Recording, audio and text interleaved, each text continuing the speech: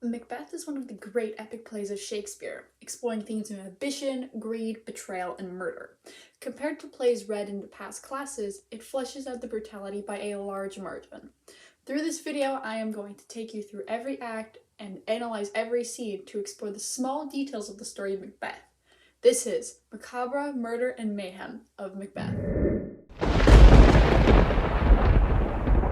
Majority of Act 1 is spent establishing the characters, motivations, and world during Macbeth's time. Scene 1 is very short, less than half a page. 3 witches are gathered in a desert place discussing when they will meet again, specifically to meet with Macbeth.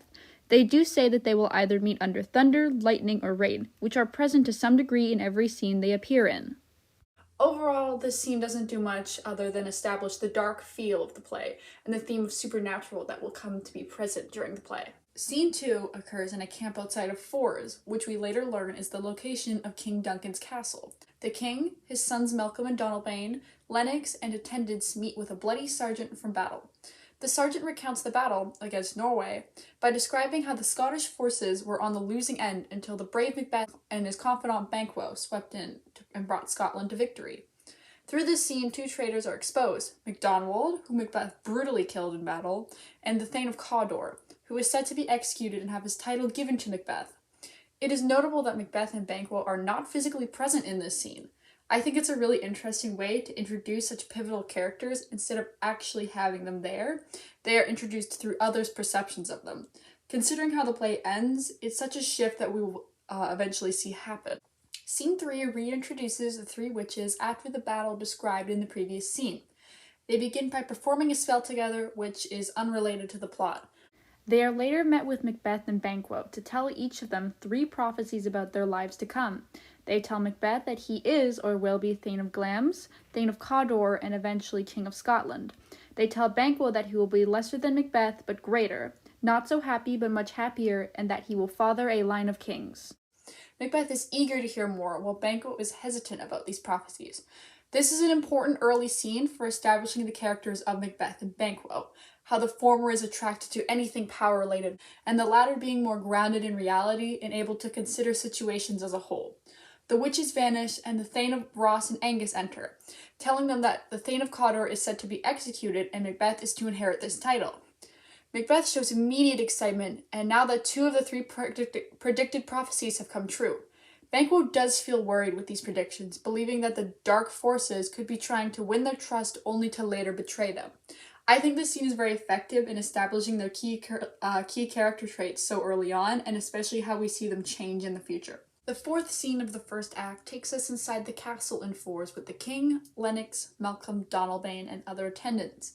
Duncan and Malcolm are discussing the execution of the Thane of Cawdor, describing how he confessed to his treason and died calmly before Macbeth enters with Banquo, Ross, and Angus. The king praises Macbeth and gives him the title of Thane of Cawdor, while Banquo merely gets a hug. It is funny in the moment, but does reaffirm the theme that Banquo and his achievements have been constantly overshadowed by Macbeth. At the same meeting, Duncan announces that his eldest son Malcolm is to inherit the throne. Macbeth acts congratulatory and happy to the people in the room with him and invites them to a dinner at his castle. But in an aside, he shows anger and acknowledges that he must overtake this position in order to become king. This moment reveals the beginning of Macbeth's dark thoughts of murder and betrayal. I like this scene for the purpose of how it accurately portrays each of the major characters in the scene. It shows Banquo's humbleness, Duncan's overly trustworthy nature, and Macbeth's capability of sinister things. It more so foreshadows the fate of Macbeth and Duncan and how their intrinsic natures combine to their downfalls. Scene 5 introduces a new character and location. Lady Macbeth, Macbeth's wife, is reading a letter sent from her husband in their castle in Inverness. The letter describes the event of the previous scenes, including the witches' prophecies and the meeting with King Duncan. Immediately, we see the kind of character Lady Macbeth is. She believes they must take matters into their own hands and make the prophecies come true, as opposed to waiting for them to happen. One of these actions being to kill Duncan and claim the throne. A messenger appears to inform Lady Macbeth that the king will be here for dinner. In a soliloquy, she quickly lets thoughts of darkness consume her and guide her decision-making from that point forward. Shortly after, Macbeth arrives home and she tells him to act kind and gracious to their guests, but they will secretly be plotting some sinister plans. Macbeth agrees to talk, and the pair part ways to prepare for their guests. The scene highlights the dynamic between the pair. Lady Macbeth is more of a dominant role in the relationship and decision making, and it also establishes a theme of host slash hostess, which is present throughout the play in several acts and scenes. Acts of power dynamics are the main focus here, though, both the relationship and how they establish themselves over the people around them. The following scene is a short one, with the king, his sons, Banquo, Lennox, Macduff, Ross, and Angus arriving at the Macbeth's castle in Inverness. The king comments on the pleasantness of the castle, which is some dramatic irony, considering what the Macbeths are planning for that night. The guests are greeted by Lady Macbeth with an almost eerie sense of graciousness and invite them inside for the awaiting dinner and party. Overall, a short scene that reinforces a fatal flaw in King Duncan's character, that being his naivete and over-trusting nature. The dramatic irony is also a fun bit for the audience to pay attention to. Scene 7 is our final scene of Act 1 and takes us into the ensuing party. It opens with a long monologue from Macbeth, who is now questioning whether or not he should go through with the plans to murder Duncan. He acknowledges that Duncan thinks highly of him and respects him, and that he is a nobleman and subject of the king. He is also host for the night, thinking he should be protecting him from murderers as opposed to becoming one. He seems pretty convinced out of the plans before Lady Macbeth approaches him. She chastises him for his lack of follow-through and cowardice, saying that she would have murdered her own child had she promised someone else she would do it.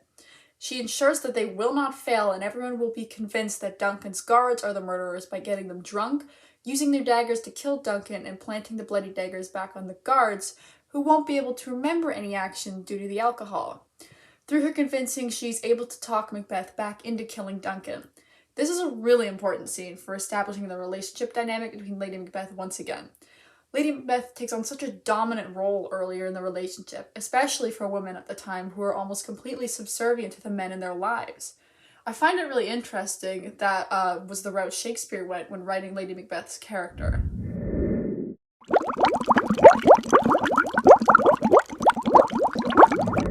With the party now over, almost everyone has retired to their chamber for the night. Banquo is awake with his son Fleance, discussing how he could not sleep.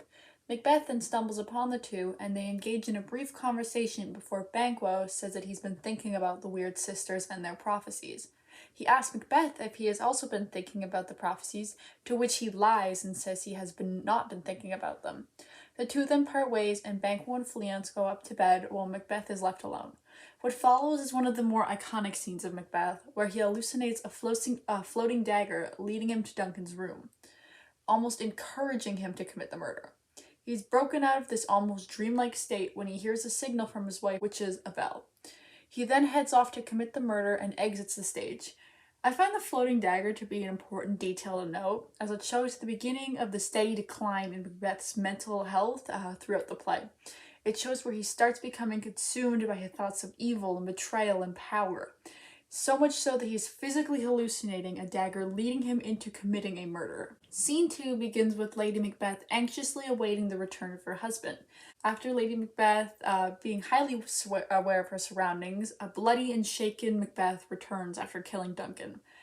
He claims to have heard people speaking, specifically saying words like murder and God bless us.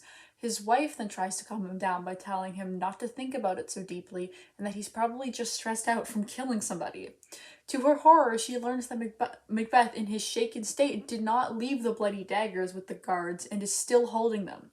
Lady Macbeth demands that he return to Duncan's chambers and leave the daggers there, but he refuses, leaving Lady Macbeth to go do it herself. A knock is heard on the door after Lady Macbeth returns. They quickly wash their hands of the blood and retire to their chambers to make it seem as if they were sleeping the whole time. Again, this establishes the dynamic between Macbeth and Lady Macbeth, but it also noticeable how skittish Macbeth is around committing murder at this time.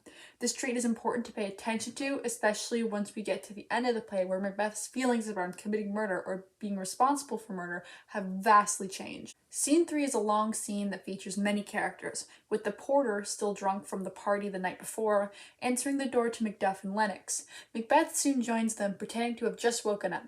The three engage in short conversation before Macduff leaves to wake the king, only to come out of his chamber screaming the king has been murdered. Macbeth acts clueless and enters Duncan's room with Lennox. Lady Macbeth, Banquo, Malcolm, and Donalbain soon enter the chambers among the chaos, while Lennox explains that the guards are guilty of the murder and that Macbeth confesses to murdering the guards out of rage for his king, supposedly. A very dramatic way of trying to appear less suspicious. Upon hearing this information, Lady Macbeth faints and everyone except Duncan's sons leave the room.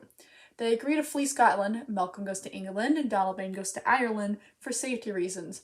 This scene definitely explores themes of appearance versus reality, how the Macbeths behave in response to discovering a dead king. Personally, I think Lady Macbeth puts on a much more convincing show than her husband, who, in an attempt to be less suspicious of murder, commits even more murders. Following this large scene is a much smaller one that only features 3 characters, beginning with Ross and a man we only know as Old Man. They're reflecting on the prior events before being joined by Macduff. Macduff reveals that suspicion of the murders has fallen on Malcolm and Donalbain, and that they fled Scotland for this reason. Due to Duncan's heirs gone from the picture, Macbeth is chosen to be the new king and will have his coronation at Scone. Ross then leaves to attend the coronation, but Macduff returns home to his family in Fife. This is a very important scene for Macduff's character development. He becomes much more important as the story progresses, and this scene implies that Macduff is already having suspicion about Macbeth and his potential involvement in the murder of Duncan. I would definitely say he's one of the few with common sense in this play, especially since Macbeth really doesn't look that innocent to the average person.